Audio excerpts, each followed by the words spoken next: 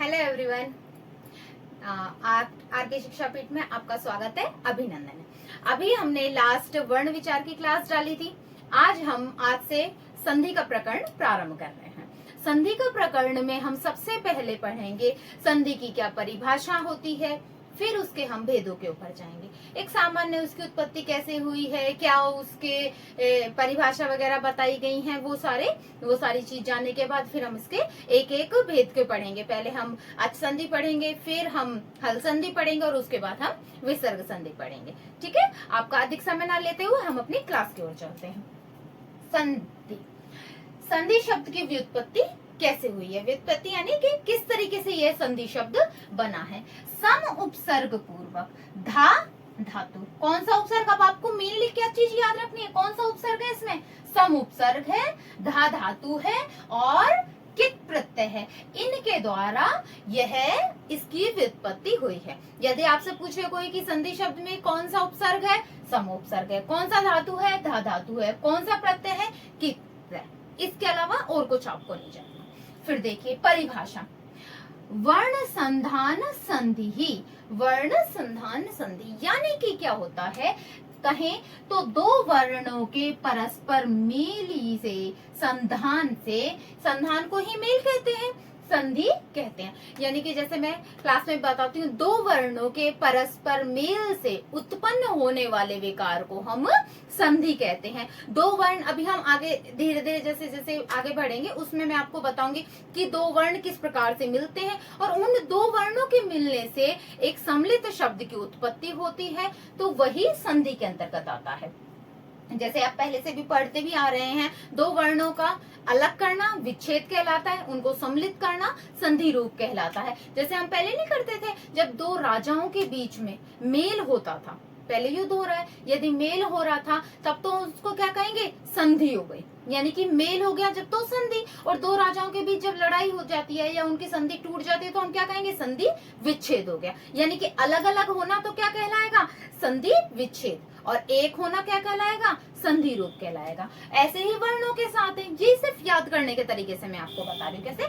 दो वर्णों के परस्पर मेल से उत्पन्न जो विकार होता है उसे हम संधि कहते हैं। अब ऋषि पाणिनि जी के द्वारा इसकी क्या परिभाषा दी गई है? परः सन्निकर्ष संहिता। ये 10th तक के जो आप क्लासेस में पढ़ोगे उसमें ये वाली संस्कृत की ये परिभाषाएं नहीं आएंगे, ये कंपटीशन एग्जाम के हिसाब से कि आप इनको याद करिएगा। परः सन्निकर्ष संहिता यानी कि वर्णों का अत्यंत निकटता, परस्पर सन्निकर्ष, आकर्षित होने को, उसमें जो निकटता होती है और निकटता होगी तो संधि हो जाएगी, वही बात संधि कहलाएगी।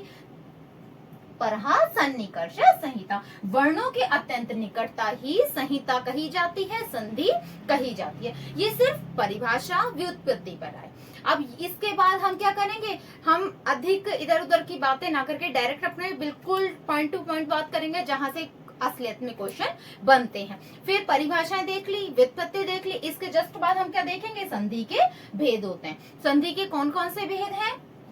अच संधि, वही हमने माहेश्वरी सूत्र करे थे, जब मैंने आपको बताया था कि सामान्यतः आप स्वर पढ़ते आ रहे हैं पर इन्हें क्या कहेंगे? अच संधि कहेंगे आगे। आप अगर आपने नहीं देखी है तो आप वर्ण विचार वाली क्लास को देखिएगा, उसमें मैंने आपको अच वर्ण, हल वर्ण वगैरह सारी चीज बताई गई है। अच वर्ण यानी कि पहली अच संधि होती है जो स्वर वर्णों के बीच में होती है, वो सारी अच संधि। दूसरी संधि है हल संधि कहलाएगी और तीसरी संधि होती है विसर्ग संधि। यह संधि के 3 भेद है। आगे आप इसकी एक बार स्क्रीनशॉट लीजिए, फिर उसके बाद हम पहली संधि प्रारंभ करते हैं, अच संधि, उसके बारे में मैं बताती हूँ। देखिए, अब हम सबसे पहली संधि करेंगे, कौन सी संधि करेंगे? हम अच संधि करेंगे। अच संधि के कितने भेद होते हैं? अच संधि के होते हैं 8 भेद बताए गए हैं। 8 भेद कौन कौन से हैं? दीर्घ स्वर संधि, गुण स्वर संधि, वृद्धि स्वर संधि, यण स्वर संधि, अयादि स्वर संधि, पूर्व रूप स्वर संधि, पररूप स्वर संधि और प्रकृतिभाव स्वर संधि। यह अच संधि के 8 भेद हैं। इन्हें हम क्रमबद्ध तरीके से पढ़ेंगे, हर एक संधि को हम अच्छे से विस्तार से पढ़ेंगे। तो अभी आप इनके 8 के नाम लिखिए, फिर उसके बाद हम हमारी सबसे पहली संधि दीर्घ स्वर संधि आज प्रारंभ करते हैं।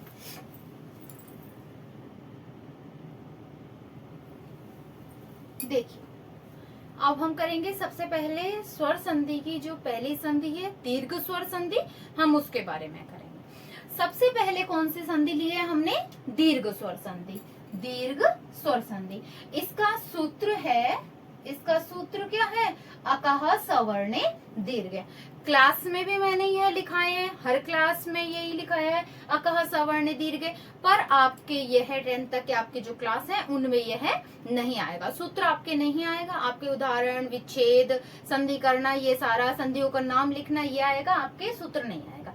पर फिर भी जो कंपटीशन एग्जाम के अकॉर्डिंग देख रहे हैं उनके लिए यह सूत्र मैंने लिखा दिया है ताकि हमें याद रहे ये चीज। क्या है? अकह सवर्णे दीर्घ। अकवर्ण, अब अकवर्ण कौन से हैं?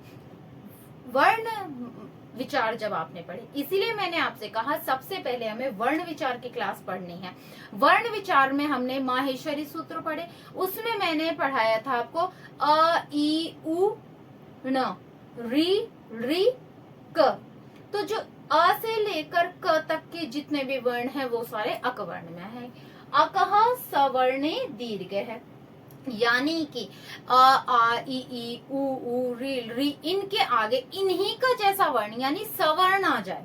कि अगर ए के आगे यदि उ आ जाए सवर्ण नहीं रहेगा, यदि उ के आगे ई आ जाए सवर्ण नहीं रहेगा, यदि उ के आगे उ ही आए, छोटा उ आए चाहे बड़ा हुआ है, सवर्ण हो गया।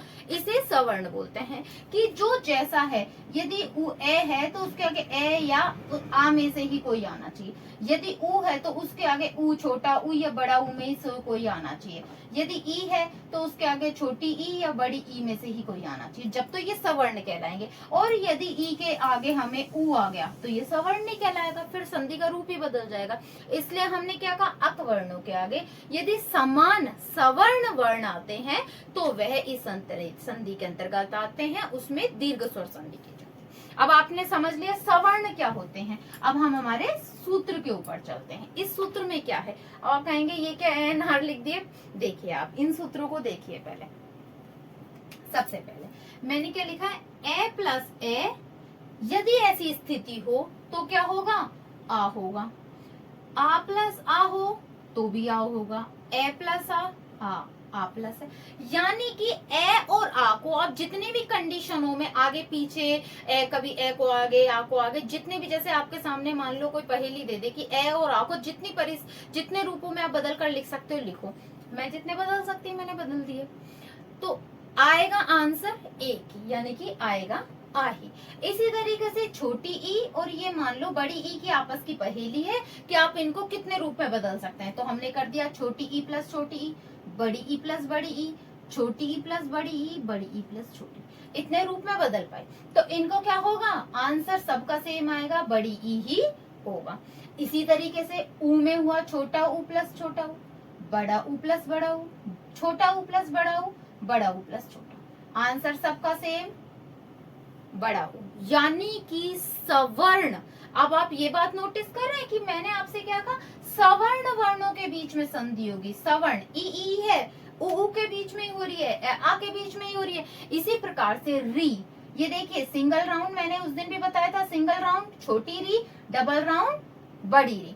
सिंगल राउंड छोटी री प्लस छोटी री, वही बड़ी री, बड़ी री प्लस बड़ी री, छोटी री प्लस बड़ी री, बड़ी री प्लस छोटी। सार क्या आया? बड़ी री आएगा। यानी कि फिर इसमें भी वही क्या चीज आ रही है? सवर्ण आ रहा है। यानी कि अब सबसे पहले तो आप जो हमने इसको, मैंने आपको इसकी परिभाषा सूत्र में बताया है कि सवर्ण वर्णों के बीच में होने वाली संधि दीर्घ सवर्ण संधि। तो इसका सूत्र क्या? अकह सवर्ण दीर्घ। सवर्ण का अर्थ समझ गए आप?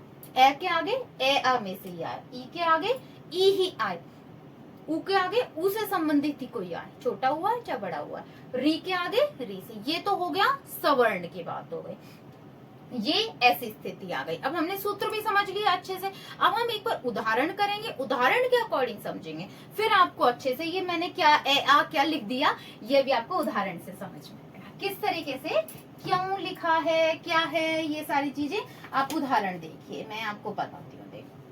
देखो यहाँ पर पहले सबसे पहले ए वाला देखते हैं। विद्या धन आल्य, विद्याधन आल्य। वर्णों में से किस प्रकार से स्वर को और व्यंजन को अलग करना है, ये भी मैंने वर्ण विचार की क्लास में लास्ट में जब वर्ण विच्छेद करना सिखाया था तब मैंने आपको बताया था। और वैसे भी आप जानते हैं किसी भी व्यंजन वर्ण को जब पूरा करते हैं कि कोई ना कोई स्वर वर्ण उनको पूरा करता है, बताया था, आप लास्ट क्लास में देख लीजिएगा। अब आपको सिर्फ ये प्लस के चिन्ह के इधर के और इधर के वर्ण से मतलब है, आपको किसी भी और वर्ण को नहीं देखना, आगे पीछे क्या लिखना है। इस प्लस का चिन्ह यानी कि इसको बोलते हैं संस्कृत में धन। जब मैं धन बोलूं तो आप समझ जाओ ना कि विद्या धन आलय, धन का ये है। इसके आगे धा में कौन सा स्वर है, अलग ही पहचान में आ रहा है, आ की मात्रा है, आ का स्वर है। बाद में किसका स्वर है, आ का, हमने निकाल ली, ठीक है। अब हम हमारे सूत्र पर चलते हैं। ये आ धन आ, ऐसी स्थिति हो है भाई हमारे पास, ऐसी स्थिति हो तो दोनों मिलकर आ हो जाते हैं, तो हमने दोनों को मिलाकर आ कर दिया, हो गया। यहाँ पर भी धन कर दिया। विद्या के जब धा में से किसी भी व्यंजन में से यदि स्वर वर्ण निकल जाएगा तो व्यंजन वर्ण कैसा रह जाएगा, आधा रह जाएगा। तो धा में से जब आ का स्वर निकल गया तो वो कैसा रह गया, हलंत वाला, यानी कि आधा। संस्कृत में आधा हलंत लगाकर लिखेंगे। आ का स्वर यहाँ आया, यहाँ से मिलकर यहाँ आ गया, यानी कि ये आ हट गया। यहाँ पर क्या बचा, सिर्फ ले। अब इनको हम मिलाकर लिखे तो क्या बनेगा, वि धे में आ का स्वर मिला, धा ले, विद्यालय, ठीक है। ये स्वर बना हमारा। दैत्य धन अरि। अब अरि का धन का अर्थ तो समझ गए ना, ये प्लस का चिन्ह। मैडम धन कहाँ से कर रही है, कौन सा धन लेकर आ रही है मैडम, है ना, ऐसा तो नहीं है। देखो अब दैत्य की यह में हलंत भी नहीं है, जैसे मैंने आपको बताया था जब माहेश्वरी सूत्र का में वर्ण विच्छेद कराया था कि हम कोई भी व्यंजन वर्ण लिखते हैं तो उसके नीचे हलंत लगाते हैं। यदि हलंत नहीं है तो उसमें कोई ना कोई स्वर की मात्रा अवश्य होगी, और यदि कोई हलंत भी नहीं है और उसमें कोई स्वर की मात्रा भी नहीं है, इसका मतलब होता है उसमें ए का स्वर है। अब इसमें हलंत भी नहीं दिख रहा हमको, है ना, हलंत भी नहीं दिख रहा और किसी स्वर की मात्रा नहीं है, इट मींस इसमें किसका स्वर है, ए का स्वर है। ये में ए का स्वर है और बाद में किसका स्वर है, ए का स्वर। मैंने कहा आपको प्लस के चिन्ह के जस्ट आगे वाले दोनों शब्दों से मतलब है, और क्या शब्द है आपको कोई मतलब नहीं। ए प्लस ए, अब आप सूत्र में आइए, ए प्लस ए कहा, ये रहा, ए प्लस ए, यह स्थिति हो है भाई हमारे पास, ये वाली स्थिति। अगर यह स्थिति हो तो क्या हो जाता है, आदेश हो जाता है। इनको हो गया अब यह वाला ए इसमें आया और इस वाले ए से इसमें आ गया, तो यहाँ पर क्या बचा, सिर्फ री। और ऐसे ही तरीके से जो ये में से ए का स्वर निकल जाएगा, मैंने कहा कि हलंत के और ए मिलकर यह हलंत मिट जाता है और ये ऐसा हो जाता है। और यदि इसमें से मैं ए को निकाल दूं तो ये कैसा रह जाएगा, हलंत रहेगा कि नहीं रहेगा, अलग होए तो। इसी तरीके से तो ये में से ए का स्वर निकल गया तो ये कैसा रह गया, हलंत। दैत्य, और वो भी हलंत वाला, ध्यान रखना, वरना हलंत नहीं लगाया तो फिर कोई दूसरी संधि का प्रोसेस चालू हो जाएगा दोबारा। अब इसको हम मिलाकर लिखेंगे, दैत्य दैत्य, ये में आ का स्वर मिला, या दैत्यारी। आया समझ में आपको। नेक्स्ट उदाहरण देखिए,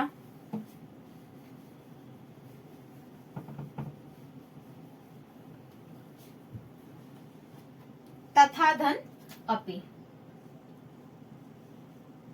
तथा धन अपि। था में किसका स्वर है, आ का, बाद में ए का। हमारा सूत्र ये रहा, आ धन ए, यदि ऐसी स्थिति हो तो दोनों मिलकर क्या होंगे, आ आदेश। यहाँ का ए इसमें आया और इससे इसमें आ गया, तो यहाँ क्या बचा, सिर्फ पी। यहाँ पर था में से जब आ का स्वर निकाल लेंगे तो वही माहेश्वरी सूत्र में वर्ण विच्छेद वाली बात कि जब किसी भी व्यंजन वर्ण में से यदि स्वर वर्ण निकल जाता है तो वह कैसा रह जाता है, हलंत। तो थे कैसे रह गया, हलंत। अब इसको मिलाकर लिखेंगे, थे में आ का स्वर मिला, था पी, तथापि। ये ए वाले उदाहरण जितने भी आएंगे ऐसे ही होंगे हमारे, ठीक है। और एक और आपको मैं करा देती हूँ, देखिए इसी भांति से अब हम ई वाले उदाहरण कराती हूँ मैं आपको, देखिए। हरि धन ईशः। देखिए हरि के री में किसका स्वर है? दो वर्ण कैसे मिलकर बनते हैं मैंने आपको बताया है। यदि यह की है तो आप क्या कहेंगे, इसमें एक तो कै हलंत कै और बड़ी ई मिला हुआ है। वर्ण विच्छेद बताए थे ना आपको माहेश्वरी सूत्र में, इस तरीके से वर्ण विच्छेद का रूप ही करना है। अब यह री का मैं आपसे कहूँ वर्ण विच्छेद करो, व्यंजन को अलग करो, स्वर को अलग करो, तो आप कैसे करेंगे? री में किसका स्वर है? ई का, तो हमने इसमें ई का स्वर निकाल लिया। कौन सी ई है? छोटी ई अलग ही पता है, और यहाँ पर बड़ी ई। अब आप के पास यह स्थिति आ गई। अब आप देखिए आपका सूत्र कहाँ पर है? छोटी ई धन बड़ी ई। ये छोटी ई धन बड़ी ई हो तो बड़ी ई आदेश हो जाता है, तो दोनों मिलकर क्या हो गई? बड़ी हो गई। हमारे सूत्र को अकॉर्डिंग चल रहे जो आपने कहा, ठीक है भाई।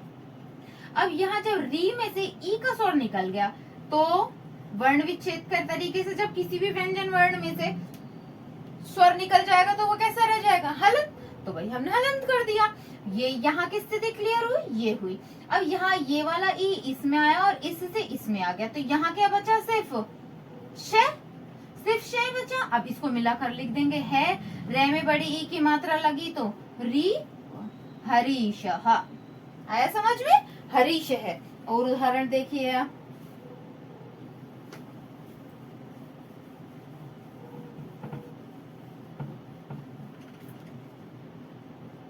मही धन इंद्र है। मही धन इंद्र। देखिए मही के ही में किसका स्वर है? बड़ी ई का, बाद में छोटी ई का। कौन सा नियम आया? ये वाला। दोनों यदि ऐसी स्थिति हो तो यह आदेश हो जाता है। हमने ये वाला आदेश कर दिया, बड़ी ई, ठीक है। चाहे ये वाला ई इसमें आया और इससे इसमें आ गया, तो बाद में क्या बचा? इंद्र, ठीक है। और ये वाला जो ही में से ई का स्वर निकाल देंगे तो है कैसा रह जाएगा? किसी भी व्यंजन वर्ण में से स्वर निकल जाते हैं तो वो कैसा रह जाता है? हलंत। तो अब इसको मिलाकर लिखेंगे, मैं है में बड़ी ई का स्वर मिला, ही इंद्रः महेंद्रः। आया समझ में आपको? देखिए महेंद्रः। और उदाहरण देखिए, देवी हरि धन ईशः हो गया, अभिधन इष्ट।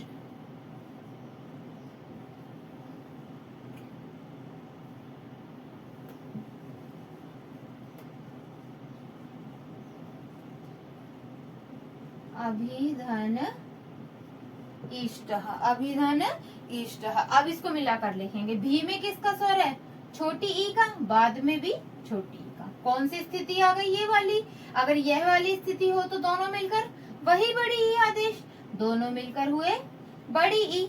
यह भी में से जब ई का स्वर निकल गया तो ये कैसा रह गया? व्यंजन वर्ण हलंत का, ठीक है भाई, हलंत का कर दिया।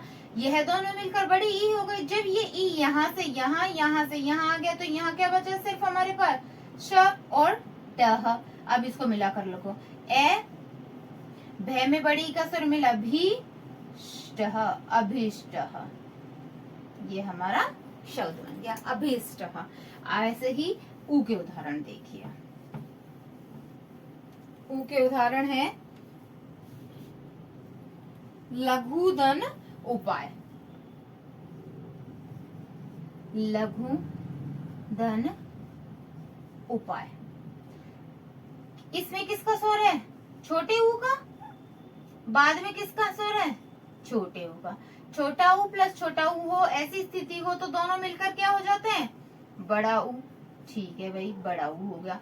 अब लघु में से जब घू में से यदि ऊ का स्वर निकल गया तो ये कैसा रह जाएगा? हलंत, लघु हो गया। यहाँ पर ऊ यहाँ से यहाँ आया, यहाँ से यहाँ आ गया। अब यहाँ क्या बचा? सिर्फ पाय है। अब इसको मिलाकर लिखो, ले घे में ये घे लिख दिया, बड़ा ऊ मिला, लघु उपाय। ये है लघु उपाय। आया समझ में? और उदाहरण देखिए, लघुधन उपाय। इसी तरह है विष्णुधन उदय।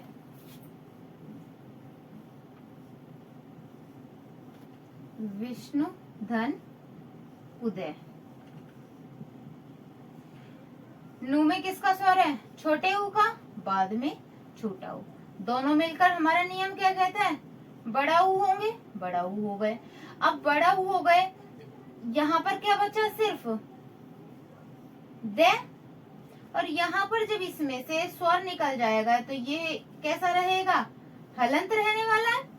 अभी मैंने आपको बताया ना, व्यंजन वर्ण में से यदि कोई भी स्वर वर्ण निकल जाता है तो व्यंजन वर्ण कैसा रह जाता है? हलंत रह जाता है। तो इसमें हलंत हो गया ये। अब इसको हम मिलाकर लिखेंगे, वि श, न में बड़े ऊ का स्वर मिला, नु दया, विष्णु दया। ठीक है, विष्णु उदय।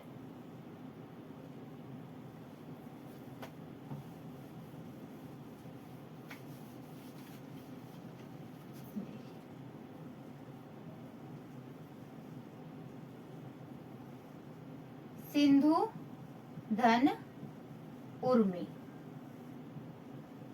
धू में किसका स्वर है? छोटे ऊ का, पॉस, बाद में बड़े ऊ का। कौन से नियम चला? छोटे ऊ के बाद बड़ा ऊ।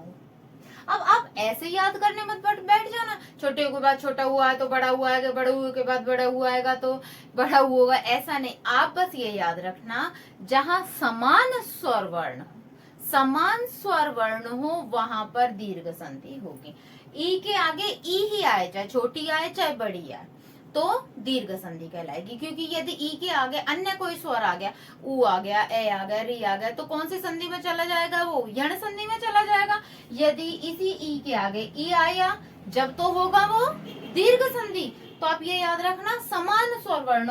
और यदि इसी के आगे कोई और असमान स्वर वर्ण आ गया तो यह यण संधि क्या नियम में चला जाएगा। इसलिए समान स्वर वर्ण। बस आप एक शब्द याद रखना, हमने सूत्र में भी करा है, अकह सवर्णे दीर्घ। सवर्ण होने चाहिए। ई के आगे ई की ही कोई आए, चाहे छोटी आए चाहे बड़ी आए। ऊ के आगे ऊ ही आए, चाहे छोटा आए चाहे बड़ा आए। ठीक है, दोनों मिलकर हुए बड़ा ऊ। यहाँ पर मी बचा, यहाँ पर धू में से जब स्वर निकल गया तो ये हलंत हो गया। अब इसको मिलाकर लिखो, सी ने धे में बड़ा उर मिला, धू सिंदूर में। ठीक है, सिंदूर में। री वाले एक उदाहरण और देख लीजिए। मुझे लगता है दीर्घ संधि के मैंने काफी सारे उदाहरण करा दिए, आपको बहुत अच्छे से समझ में आ गई होगी। पितृधन ऋणम, देखिए पितृ धन ऋणम, पितृधन ऋण। मैंने आपको बताया था, जब किसी भी अक्षर के नीचे यदि सिंगल राउंड है तो छोटी री, डबल राउंड है तो बड़ी री, ये होगा। ठीक है, इसमें सिंगल राउंड है, इट मीन्स इसमें कौन सी री है? छोटी री, बाद में छोटी री ही है हमारी। कौन सा नियम है? ये वाला। छोटी है, समान स्वर वर्ण है। आप ये मत देखिए छोटी के आगे छोटी हो बड़ी हो, मायने ये है कि समान स्वर वर्ण है ना तो बड़ी री आएगा। दीर्घ स्वर संधि में दीर्घ ही होगा, बड़ी री हो गया। ठीक है, री में से री का स्वर निकल गया तो तय कैसा रह गया? किसी भी व्यंजन वर्ण में से स्वर निकल जाता है तो वो हलंत रह जाता है। हलंत लगाने की जरूर ध्यान रखना। ये ने यहाँ आया और ये री यहाँ आया, बाद में बचा नम। मिलाकर लिखेंगे, पी तय में। अब देखो यहाँ पर तो छोटा री था, एक लिए सिंगल राउंड आया। अब यहाँ पर क्या बन गया? बड़ा री, तो डबल राउंड आएंगे। देखो पी तय में जब ये बड़ा वाला री लगेगा तो तय में डबल राउंड करना, पितृ ऋणम, पितृ ऋणम, क्योंकि बड़ा री है और बड़े री है यानी कि 2 राउंड आएंगे। इसी तरीके से एक और देखें, मातृ धन, सेम वही है, मातृधन ऋण। त्रि में किसका स्वर है? री का, बाद में भी री का स्वर। दोनों मिले वही बड़ी री, समान स्वर वर्ण है तो दीर्घादेश हो जाएगा। तय में से री निकल गया तो तय कैसा रह गया? हलंत। ये री यहाँ आया, यहाँ से इसमें आ गया तो यहाँ तो सिर्फ नम ही बचा। ठीक है, अब हम इसको मिला के लिखेंगे माँ। ते में यदि बड़ा री लगाना है तो मुझे डबल राउंड लगाने पड़ेंगे और मात्र ऋणम। मुझे लगता है दीर्घ संधि आपको बहुत अच्छे से समझ में आ गई होगी। फिर आगे हम और संधि के भेद करेंगे। Thank you.